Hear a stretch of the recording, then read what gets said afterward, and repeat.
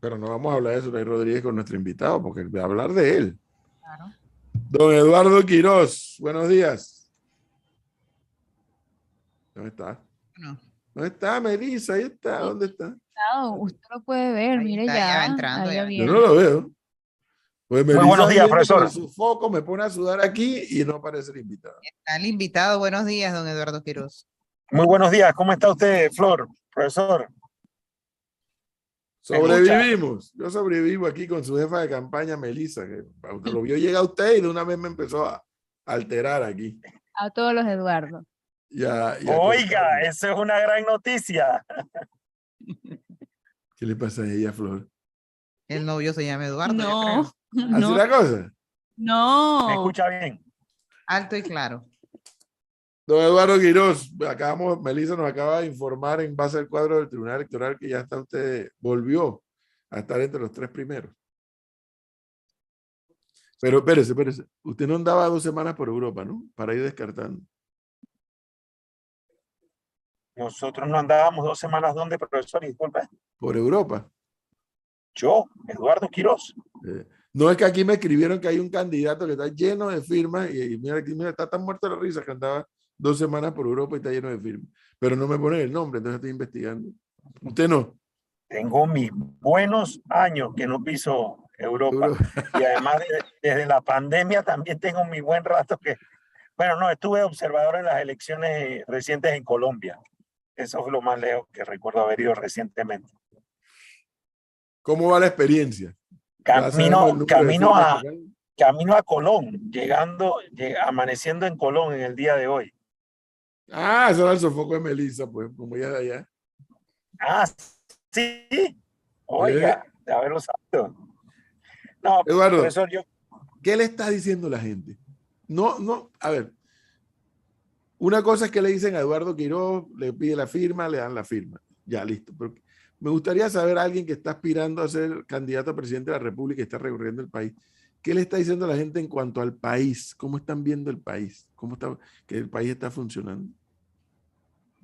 Es muy interesante su pregunta, profesor, porque en realidad es parte de lo que hemos querido hacer, que es este proceso de recolección de firmas, convertirlo en un proceso para escuchar a los ciudadanos, para no solamente basarnos en lo que estudios o encuestas nos dicen, sino directamente conectar con la gente. Y hay varias realidades, pero una que me impacta mucho es la diversidad del panameño. No es ya la época en la que usted podía entender el país si salía y daba una vuelta por la 5 de Mayo o se iba un momentito a San Miguelito. No, este país es un país diverso y ya hemos tenido la oportunidad de darle vuelta y media al país, un primer recorrido importante, y hay realidades muy parecidas en distintas partes, pero hay otras realidades muy distintas y diversas en lugares distintos. Que, por ejemplo, es casi que recurrente en todos lados. Es increíble el tema del agua potable. El tema del agua potable. Usted sale una mañana en Puerto Armuelles y sale el tema del agua potable. Está en Colón y el tema del agua potable. Y está en Panamá Este y el tema del agua potable. O sea, es increíble la incapacidad y el pésimo servicio que brinda el IDAN. Y eso es algo que impacta a muchísimos panameños. Por otro lado, usted se encuentra el tema de la seguridad. El tema de la seguridad. Yo le decía a la gente en David que me impactaba después de 2 años de pandemia de no haber visitado recientemente la provincia de Chiriquí, la ciudad de David, cómo se ha llenado de verjas. Hay hierro por todos lados. La gente vive encerrada por el tema de la inseguridad. Y eso es algo que tenemos también en otras partes de la ciudad, en partes de la ciudad de Panamá. Recientemente hemos visto algo que teníamos rato que no veíamos, en menos de 2 semanas, 2 asaltos a bancos en la ciudad de Panamá. Por otro lado, profesor, aunque, no quiero dejar de destacarlo, porque es algo que, aunque la gente lo expresa de distintas maneras, es muy importante para el panameño y se piensa que no, el tema de la educación. Puede ser que lo perciban de distintas maneras y para unos la educación sea la infraestructura y le digan, oiga, hay que arreglar los baños, hay que arreglar los comedores infantiles o la forma en la que están las aulas. Para otros la educación es el pensum. Se necesita hacer una reforma de fondo de lo que se está educando y de la forma en que se está educando.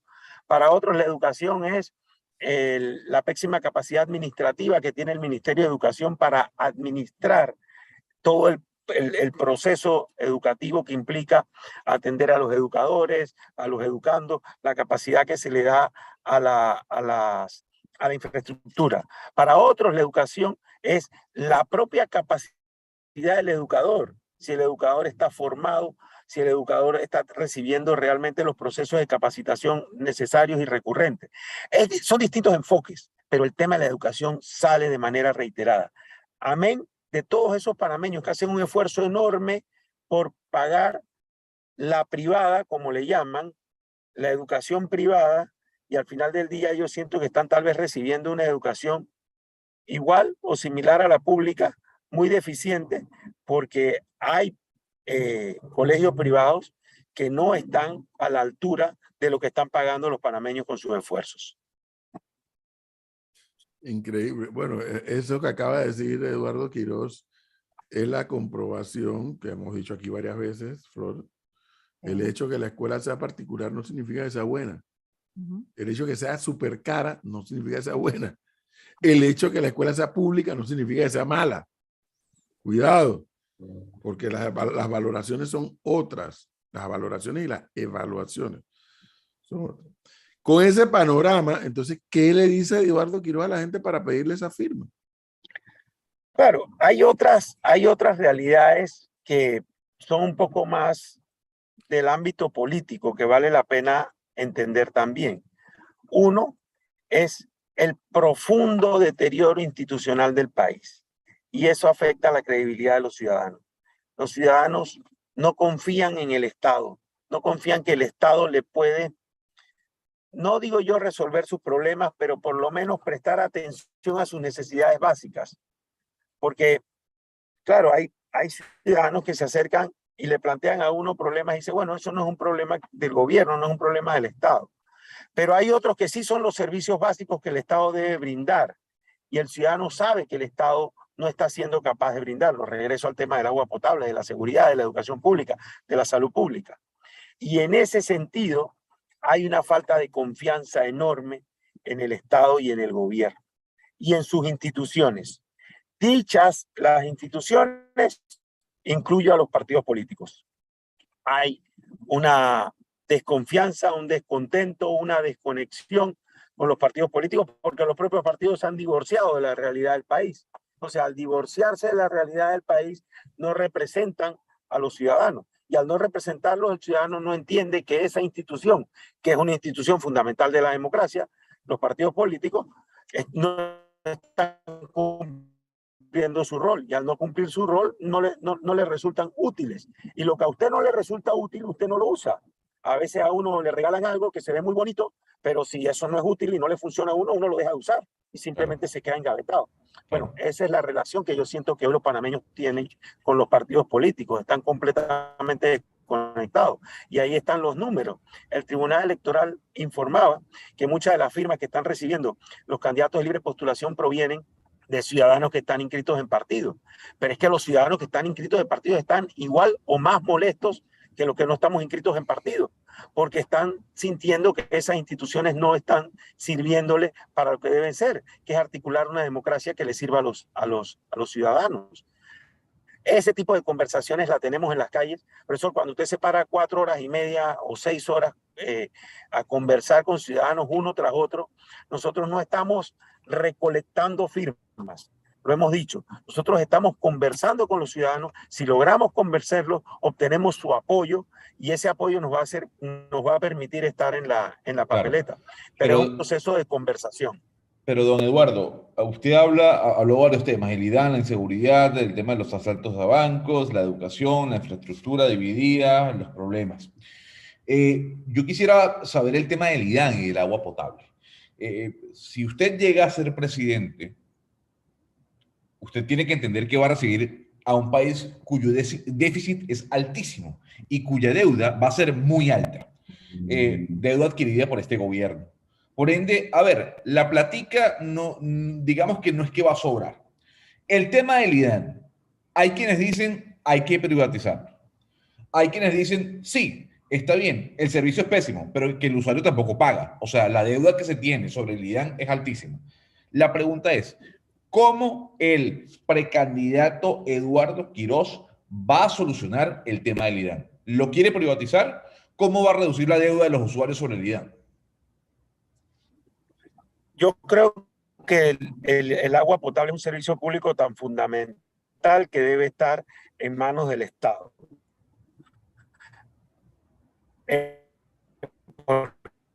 Además es estratégico y puede producir ganancias al Estado si se maneja de manera eficiente. El IDAN necesita, uno, prioridad, establecerlo como prioridad fundamental. No hay lugar del país donde no te encuentres con problemas de agua potable. Dos, la transformación e independencia y autonomía financiera, administrativa y operacional del IDAN. Y en segundo lugar, construir una institución que esté al servicio de los ciudadanos, a sabiendas de que uno, los ciudadanos están dispuestos a pagar si el servicio que se les brinda es un servicio de calidad. Mire. Sin embargo, eso es todo un tema, ¿no? El IDAN. Fue la única institución de servicio público que no, bueno, la única no, de las tres, electricidad, telefonía y agua, fue la única que no fue privatizada o concesionada en la administración de Pérez Valladares. En el caso de la electricidad y de la telefonía, pues hemos visto, por más que mucha gente se queje, los niveles de inversión que se han dado en electricidad y telefonía. Pero en el caso del IDAN, no hay forma que esa institución termine de despegar. Y no es exclusivamente por tema de quién es el director de turno, porque ahí se han sentado muy buenos y muy malos, sino que no hay una estrategia al final clara de qué queremos hacer los panameños con el IDAN. Y cuidado que las inversiones no se detienen, porque ahí veo que hay una cantidad de potabilizadoras haciéndose, construyéndose. Ahora, yo me hago una pregunta con respecto a este tema, y es la siguiente. Si realmente nosotros entendemos que es una prioridad fundamental, que es una prioridad básica, ¿cómo es posible que no hayamos tenido la capacidad de, como panameños, unirnos y ponernos de acuerdo en transformar esa institución? Hay, como dice Eduardo, usted, ha habido porque la primera transformación viene de nosotros mismos en pagar la cuenta del IDAN, Claro, que no la paga. Claro. Esa es la primera transformación, la gente no paga. Digo, profesor, la gente, un alto porcentaje de usuarios del IDAN no pagan el agua. Profesor, pero ahí yo suelo decir, es fácil voltear la tortilla y echarle la culpa a los ciudadanos. Evidentemente eso ocurre, y ocurre de manera importante. Pero también usted sabe que esa institución no cobra lo que debiera cobrar, que esa institución permite que haya altas ineficiencias y que esa institución también tiene niveles de corrupción. Entonces, volteemos la tortilla. Démosle una institución a los ciudadanos que sea altamente eficiente, que brinde un servicio de calidad en un servicio público fundamental como es el agua potable, y después resolvamos ciertamente el problema cultural. Pero la consulta ahí es ahí, don Eduardo, porque además el tema del agua es sumamente importante hoy en día y tiene que ver, ¿usted está seguro de lo que está diciendo con respecto a que la gente tiene que pagar lo que cuestan las cosas? Porque obviamente yo estoy de acuerdo con esa política, pero es impopular. Y usted decirle a la gente, usted va a pagar más sin darle la seguridad de que ese servicio mejore. No es que no vas a pagar más, vas a pagar lo que usas. Sí, a ver, sí, seguramente vas a pagar más, profesor. Eso va a ser así. Está bien, pero vas por lo que usas. Ahora tú no sabes lo que estás pagando. Hoy tú no sabes lo que estás pagando. Si lo usaste o si no lo usaste, no lo sabes. Y para acabar de fastidiar, no pagas. No, pero Gonzalo, alto. Y a ver, usted me podría hasta explicar esto mejor que yo. Las instituciones públicas de agua potable en Colombia son altamente eficientes, sí, le brindan réditos al Estado, brindan un servicio de calidad y el costo del servicio público no es alto, es un costo aceptable. Entonces, sí, no tiene que ser más alto. hay una subvención por parte del Estado. Yo estoy de acuerdo con eso. Yo lo que estoy diciendo es que si queremos, a ver, regularizar el precio, hay quienes dirán, yo no voy a pagar más, así sea por lo que utilice, profesor, porque el servicio que me dan es pésimo. Punto. Es así. Aquí cada aumento, así sea centavo, la gente lo rechaza. La lógica no puede ser que el costo se le incremente a los usuarios. La lógica tiene que ser construir una institución eficiente, altamente eficiente, porque se trata de un servicio público fundamental en el cual Panamá ya lo ha hecho bien. No sabemos cómo hacerlo bien. Panamá, a ver, nos llenábamos de orgullo hace 2 décadas, 3 décadas diciendo Panamá tiene el mejor agua del mundo. Entonces tenemos que producir esa mejor agua del mundo de manera eficiente, distribuirla de manera eficiente, cobrarla de manera eficiente y tener una institución de primer mundo. Eso no tiene que significar mayores costos. Yo recuerdo, ustedes lo deben recordar, cuando fue privatizado el IRRE y cuando las empresas llegaban a cortar la electricidad, la gente con arma en mano, había gente que los sacaba a los empleados de la empresa que iban a cortar la electricidad. La situación con el agua no es muy diferente, porque tú puedes vivir sin electricidad, pero sin agua no puedes vivir. Pero lo que creo es que no hay la conciencia plena de que sí, Eduardo Quiroz inició diciendo es un servicio público, eso es cierto, pero potabilizarla cuesta, llevarla hasta nuestras casas cuesta, tratarla después que la usamos cuesta. ¿De dónde va a salir el dinero? Tienes que pagar lo que usas. Pero bueno, viene el otro tema del servicio. Entonces, lo que yo no voy a poder entender, y Eduardo Quiroz lo acaba de mencionar, una ciudad como Medellín, bueno, la ciudad no tanto, el departamento, no recuerdo cuál es el nombre. Antioquia. Empresas públicas de Medellín, por amor a Dios, una empresa de talla mundial, han podido traducir las necesidades en una empresa pública que además es dueña de otras empresas. Y Panamá, como país, no lo pudo lograr. Profesor, esto es tan así que fíjese, me planteaba otro tema recurrente, porque si ahondamos en esto, es el tema de la basura. A donde usted se meta, el tema de la basura es un problema. Hay países de primer mundo en que la basura hoy en día le produce dinero al Estado, a los municipios, a las organizaciones locales. Entonces hay que entenderlo de manera eficiente. El ciudadano está dispuesto a pagar lo que haya que pagar. Yo repito, no tiene por qué significar un incremento en el costo, pero el ciudadano está dispuesto a pagarlo si recibe un buen servicio, un servicio de calidad. Es lo mismo que ocurre, y vamos a mencionar otro tema complejo, es lo mismo que ocurre con la seguridad social. ¿Cuánto le significa en la inversión al ciudadano su aporte a la seguridad social? ¿Y cuál es la calidad del servicio que recibe? Don Eduardo, pero en el caso del servicio de agua potable, yo estoy casi que de acuerdo con el profesor que sí hay que privatizarlo para que mejore. Bueno, que se privatice, el tema es que funcione. Pero lo que ocurre es que cuando se privatizan, así como se privatizó el IRRE, así como tenemos el servicio privado de cable e internet, esas empresas no funcionan a cabalidad como el cliente espera, como el ciudadano que paga por ese servicio espera. Ahí estamos a cada rato sin el servicio de internet, sin el servicio de cable. Hay que llamar en una llamada prolongada de no sé cuánto tiempo para decirle a la empresa que nos dejaron sin el servicio tanto tiempo para que entonces nos descuenten ese tiempo que no tuvimos el servicio. En el caso de la energía eléctrica, dejan a la gente no sé cuánto tiempo o no sé cuántos apagones y al final la gente tiene que ir a reportar que se le dañó el televisor, que se le dañó la nevera y es difícil poder que las empresas cumplan con pagarles los daños que le ocasionaron no solamente a familias, sino a empresas que se quedan sin el servicio por todos los momentos que hay apagones en varios puntos del país. Entonces, ¿cómo hacen los gobiernos para que esas empresas también cumplan con el servicio que muchas veces le pagamos por adelantado?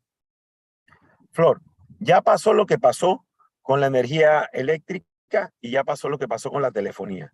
Hoy lo que necesitamos es una institución reguladora con altos estándares, que la SEP cumpla con altos estándares lo que tiene que hacer el Estado, que es asegurarse el mejor servicio de calidad Y eso implica lo que tú señalas, que cuando el ciudadano o el usuario tiene algún inconveniente o algún problema, haya una institución que pueda asegurarle su protección y su salvaguarda.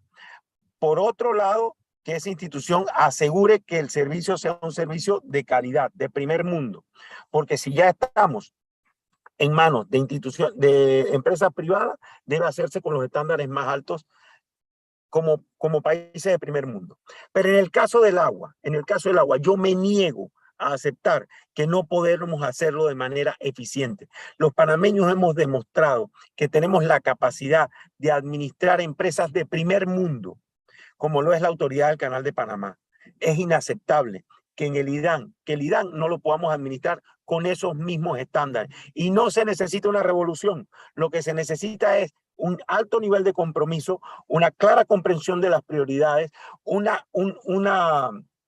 definición de cuáles son las inversiones que hay que hacer y el mejoramiento profundo del servicio y de la calidad que se le brinda a los ciudadanos, con lo que eso implica el pago que vamos a tener que hacer el resto de todos los ciudadanos. Oigan, déjame salirme de un tema tan apasionante como los servicios públicos, porque es un tema apasionante para nosotros los panameños, por lo que acaba de decir Flor.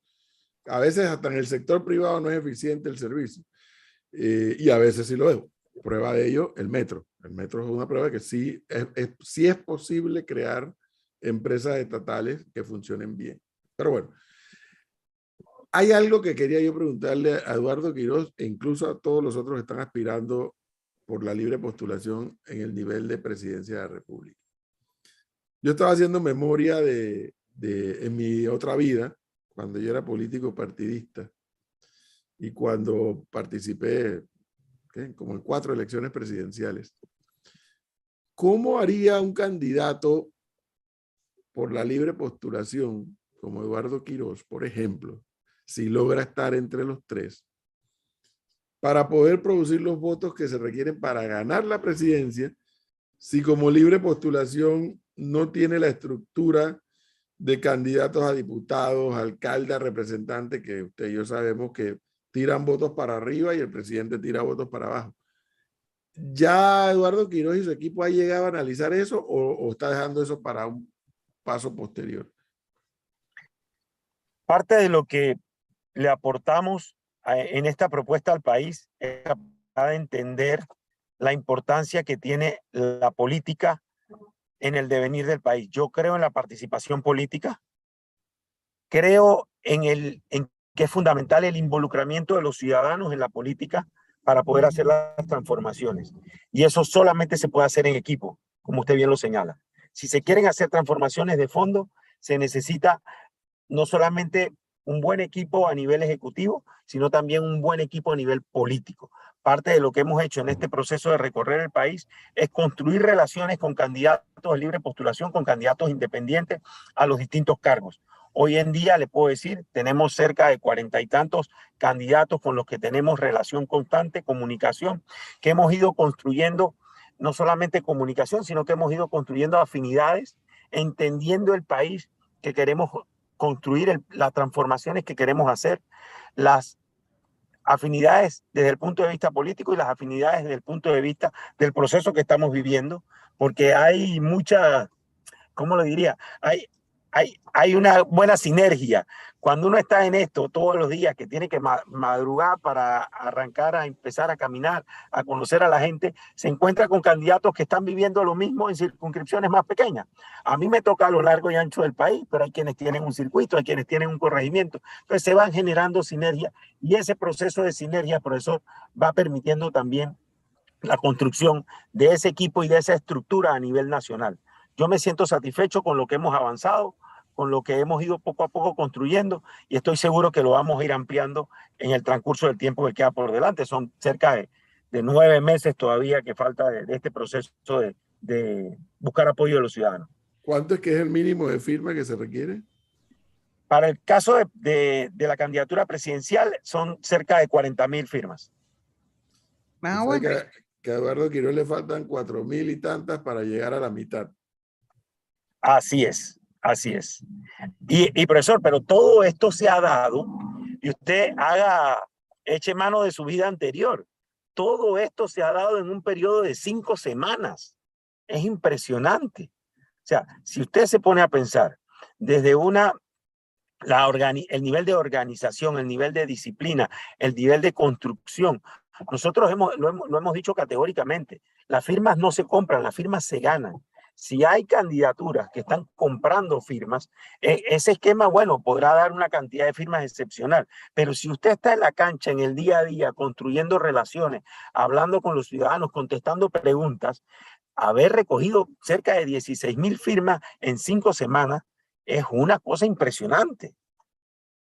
A ver, yo tengo unas preguntitas, tengo dos, muy Rápidamente, sencillas. que son las Sí, 8. a ver, don Eduardo, son temas, a ver, álgidos. Don Eduardo Quirós, el precandidato, ¿está a favor del aumento de la edad de jubilación? ¿Sí o no? El sí y el no, en este caso, no aplica, Gonzalo. En lo que sí estoy de acuerdo es en que el tema de la seguridad social lo tenemos que enfrentar como prioridad número 1. Y seguramente eso va a implicar tocar las medidas paramétricas. Decirle al país que no se van a tocar es irresponsable. Siguiente y última pregunta. El déficit, lo que yo le comentaba, la deuda que usted va a arrastrar si llega a ser presidente dejada por este gobierno va a ser altísima. Y de alguna u otra manera la plata se va a tener que sacar de algún lado. Para Eduardo Quirós, precandidato, ¿se va a tener que hacer una reforma tributaria, sí o no? En mi opinión, sí. El Muy bien. país no Sí. puede avanzar si no revisa de forma integral el tema fiscal. Ahora, eso solo se puede dar con un gobierno que tenga credibilidad y honestidad, para que la gente sepa que si tiene que apretarse el cinturón, lo va a hacer con un gobierno que no va a ser corrupto y no va a ser robadera. Bueno, don Eduardo Quiroz, muchísimas gracias por habernos atendido, muy amable. Al revés, gracias a ustedes por la oportunidad. Aquí ya, y desde Colón, pues saludos a toda la radioaudiencia. Placer de estar con ustedes, como siempre. Buena suerte. 8, 1 minuto. Melissa no dice nada. Ay, pero